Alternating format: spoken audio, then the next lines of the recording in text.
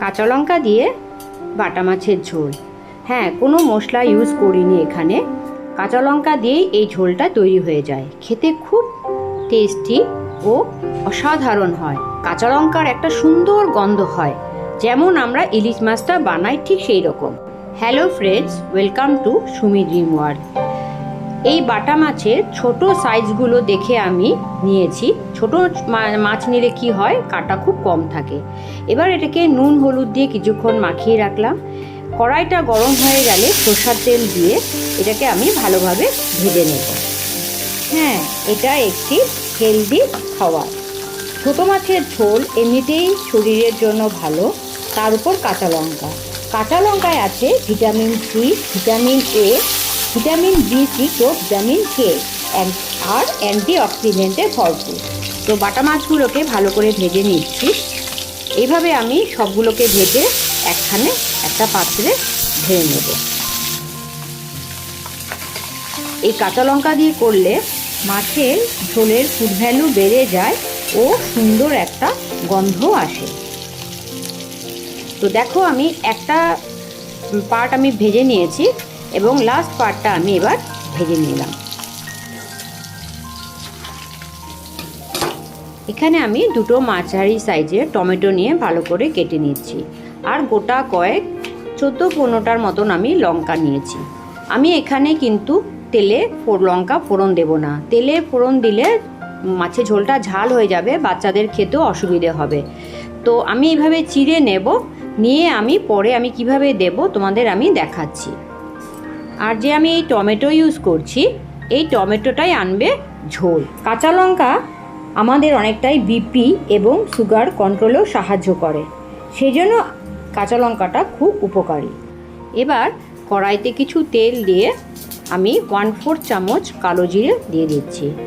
তারপর আমি টমেটোগুলো ছেড়ে 3টে লঙ্কা দেব, দিয়ে একটু নুন দেব, দিয়ে এটাকে ভালো করে স্ম্যাশ করে নেব, যাতে ভালো করে একটা টমেটোর একটা মিক্সচার তৈরি হয়। তো যেহেতু এই টমেটোটাই আনবে মাছের ঝোলটাকে, গ্রেভিটা আনবে, সেজন্য এটাকে স্ম্যাশ করাটা খুব দরকার।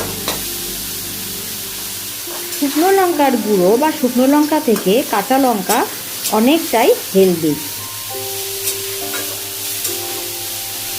এইভাবে নাড়তে নাড়তে টমেটোটা পুরোটাই গলে গেল এবং ভালো করে স্ম্যাশ হয়ে গেছে।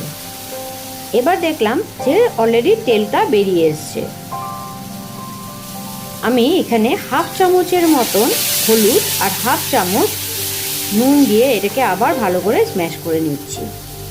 যখন একটা ভালো গন্ধ বেরিয়ে এলো, তখন আমি 1.5 গ্লাসের মতন জল দিয়ে দিলাম ঝোলের জন্য। তো তোমরা যেরকম ঝোল লাগবে সেরকম করো।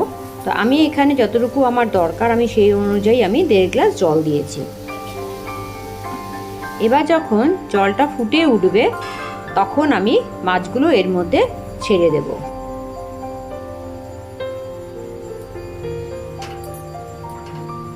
একটু নাড়িয়ে এটাকে আমি ফুটতে দেব।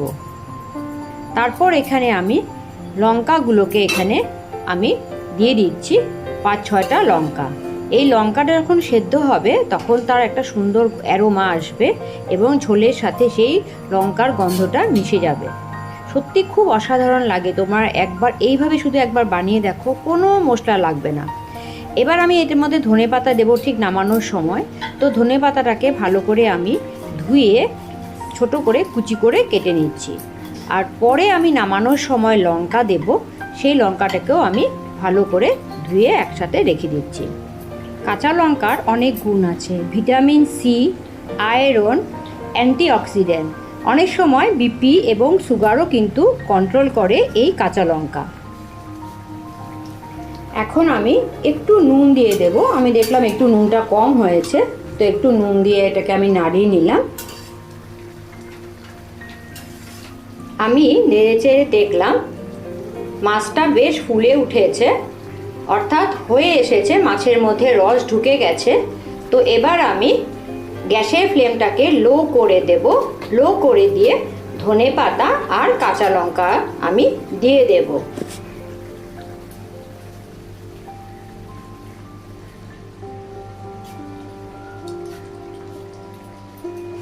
মাছের ঝোলটা নামানোর আগে আমি ধনেপাতাগুলোকে দিয়ে দিচ্ছি, আর কাঁচা লঙ্কা যেগুলো রেখেছিলাম সেটাকেও আমি এখানে দিয়ে দেব। এই কাঁচা লঙ্কা আর ধনেপাতার গন্ধ মাছের ঝোলটাকে যেন আরও বেশি ফ্লেভারফুল করে তোলে, একটা অন্য লেভেলে নিয়ে যায়। ঘরোয়া কিন্তু একটা সুন্দর অ্যারোমেটিক স্বাদের এই ছোট মাছের ঝোল। এখানে কোনো আমি জিরের গুঁড়ো, ধনে গুঁড়ো, আদা কোনো কিছুই, কোনো স্পাইসেসও আমি ইউজ করিনি। একবার তোমরা এইভাবে বানিয়ে দেখো, খুব ভালো লাগবে। এবার আমি ঢাকনা দিয়ে এটাকে আমি 5 মিনিটের জন্য রেস্টে রাখবো, গ্যাসের ফ্লেমটা অফ করে। তারপর একটা পাত্রে আমি এটাকে নামিয়ে নেব। তো এইভাবেই বানিয়ে ফেলো তোমরা পাতলা বাটা মাছের ঝোল। এটা দেখতে যেমন হয়েছিল, খেতেও খুব সুস্বাদু হয়েছিল। কাঁচা লঙ্কাগুলো ঝাল হলে গোটা করে দেবে, চিড়বে না মাঝখানে। এবার আমি মাছের ঝোলটাকে অন্য একটা পাত্রে ঢেলে নিলাম। এই মাছের ঝোলে যেহেতু আমি কোনো মশলা ইউজ করিনি, এটা স্বাস্থ্যের জন্য খুব ভালো। তো ঝটফট তৈরি হয়ে যায় এই বাটা মাছের ঝোল। তোমাদের যদি তাড়াতাড়ি কোনো মাছের ঝোল তৈরি করতে হয় তাহলে তোমরা এইভাবেই তৈরি করতে পারো। আশা রাখছি তোমাদের এই ভিডিওটা ভালো লেগেছে। ভালো লাগলে একটা লাইক, সাবস্ক্রাইব ও শেয়ার করে দিও। তোমাদের একটা লাইক ও সাবস্ক্রাইব আমাকে অনেকটাই মোটিভেট করে। Thank you for watching. ভালো থাকবে। নমস্কার।